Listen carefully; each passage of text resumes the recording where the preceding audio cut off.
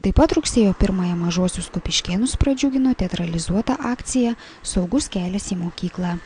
Jos metu šuo trafikas vaikus mokė saugiai pereiti gatvę, perėjoje prie Kupos pradinės mokyklos ir Gedimino jaunimo ir Taikos gatvių sankryžoje.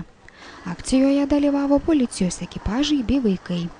Ši akcija tai projekto darnus tarp regioninis bendradarbiavimas, siekiant didinti eismo saugumą Lietuvos ir Latvijos pasienyje dalis.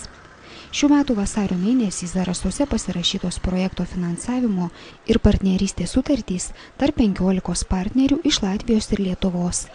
Latvijos-Lietuvos bendradarbiavimo per sieną programa projekto įgyvendinimui skyrė daugiau nei 4 milijonus eurų.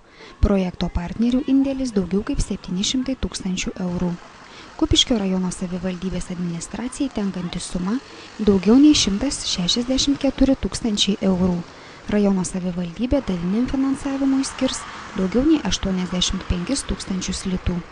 Projekto tikslas kurti jaukią ir saugią aplinką visiems Euroregiono ežerų kraštas gyventojams ir svečiams, taip pat prisidėti prie šio pasienio regiono socialinio ir ekonominio vystymo bei jo konkurencingumo didinimo. Projekto uždaviniai pagerinti regiono pasiekiamumą, įgyvendinant kelių infrastruktūros gerinimo priemonės bei sudominti ir įtraukti visuomenę į vykdomas saugumo akcijas.